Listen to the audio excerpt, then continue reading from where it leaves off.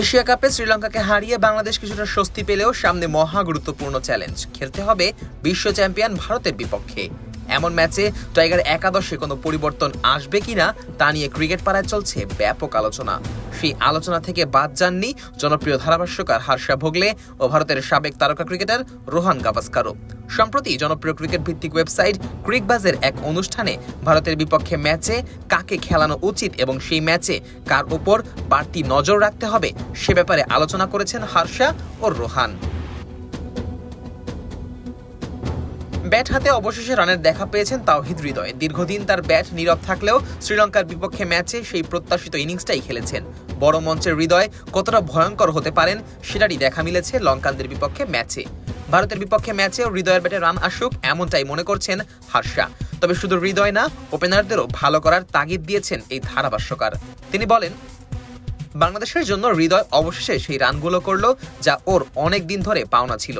ওরা চাইবে ও আবারও এমন কিছু করুক, তবে শুধু ও নয়, ওপেনারদেরও ভালো করতে হবে।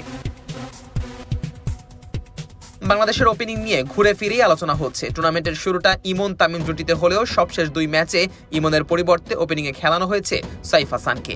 ওপেনিং নিয়ে হর্ষা বলেন, ওপেনারদের তারা কখনো কখনো পাল্টে ফেলে, তবে শেষ ম্যাচে সাইফ হাসান রান করেছে। হ্যাঁ, সেটা ভালো ব্যাপার, সে তরুণ, দলে এসে ভালো করেছে।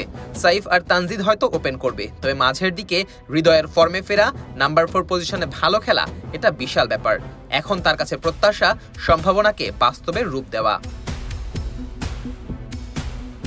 তবে প্রশ্ন থেকে যাচ্ছে লিটন দাসকে নিয়ে। অনুশীলনের সময় সামান্য ইনজুরির কারণে মাঠ থেকে উঠে আসেন লিটন।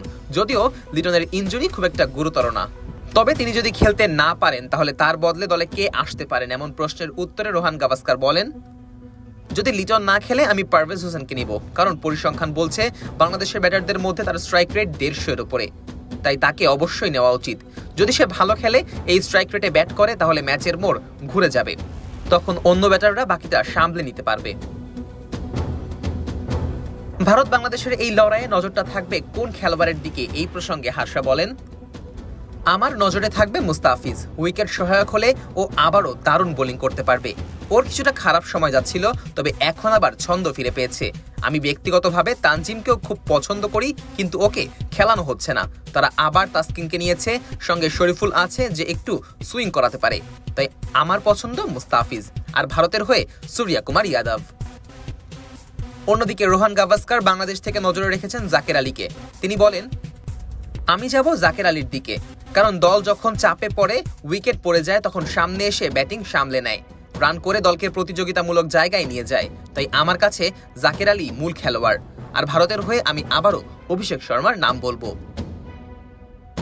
সব মিলিয়ে বোঝাই যাচ্ছে ভারতের বিপক্ষে মাঠে নামার আগে বাংলাদেশ দলে আছে অনেক প্রশ্ন, আছে অনেক আশার বাণী। ওপেনিংয়ে কারা নামবেন, লিটন খেলতে পারবেন কিনা, কিংবা হৃদয় ও জাকেররা বড়দিনে নিজেদের প্রমাণ করতে পারবেন কিনা, সবকিছু মিলিয়ে এই ম্যাচটি হতে যাচ্ছে বাংলাদেশের জন্য বেশ বড় এক পরীক্ষা।